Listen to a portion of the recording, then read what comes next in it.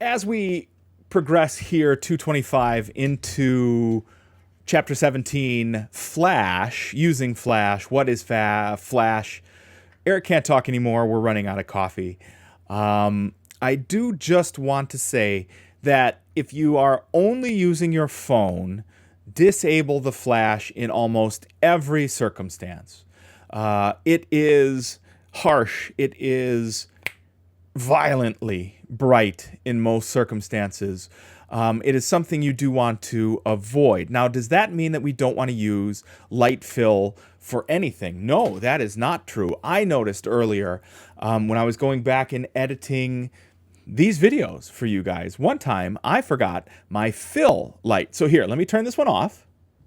So that's just the fill light here. It is not being used directly on my face. It only provides a little bit of light through here. It is not shining directly at me. It is up and away into the walls in the background.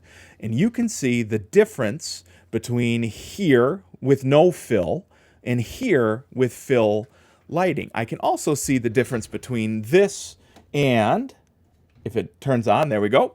Here we go. That is with a direct light right on me. It's starting to wash everything out. It has changed the white balance. This light has a cover on it so that it is not like bluish or daylight white. It is a warmer white because I am awfully pale.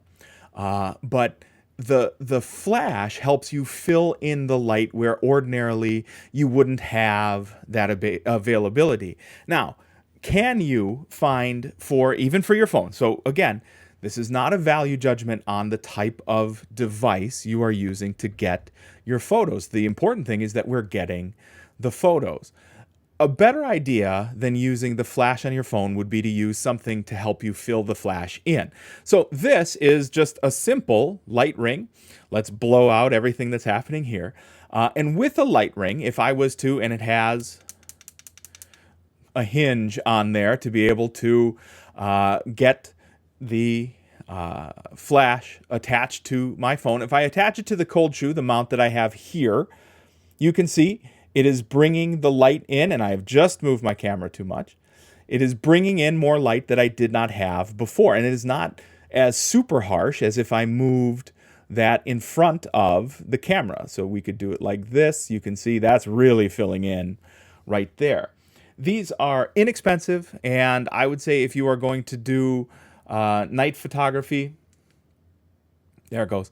If you are going to do dark room photography, if you think about things, and again, this is not value judgment, like better or worse. Much of the photography, rather, we see for the web is things like, Zillow, house photography. Fill lights are very important for that. But you don't necessarily need to aim it right at your subject. Even better sometimes is larger fill lights. So this is one of the fill lights I have over here off camera.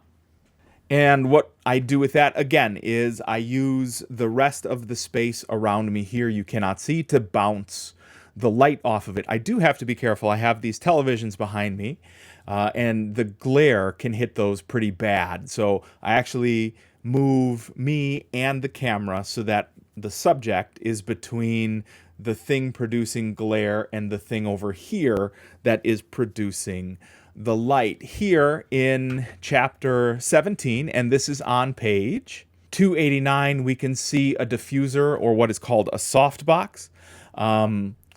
A softbox takes a very, very bright bulb, and there is the back of the apparatus there has reflective material. So what we do is, instead of taking a very, very concentrated light source, we diffuse that and reflect back the light source against itself so that we have more even light coming from a greater, size-wise, greater source. And then the front of the softbox is a diffusion panel. So think of a very flexible plastic or a paper panel on the front. And what that does is it diffuses that light even more. It takes the harshness off of, like what I was doing with this before. It takes the harshness off of that, and generally speaking will provide for you a more pleasing image. So is it true that you will never use a flash? No, even though I just said so. I said turn your flash off. I didn't say never use a flash.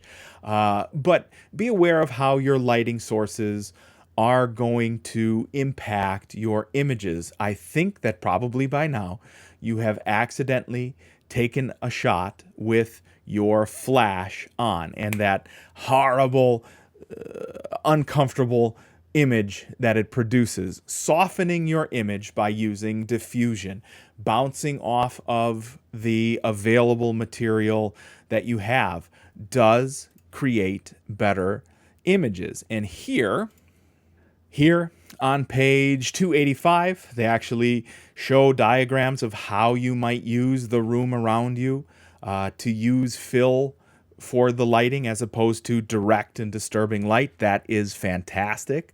And also here, that's the image I was looking for. It's on 284. If you have a digital camera, I'll say, or a camera, and you've got attached an actual flash gun, so it's just the term, lets everybody, flash gun is what it's referred to.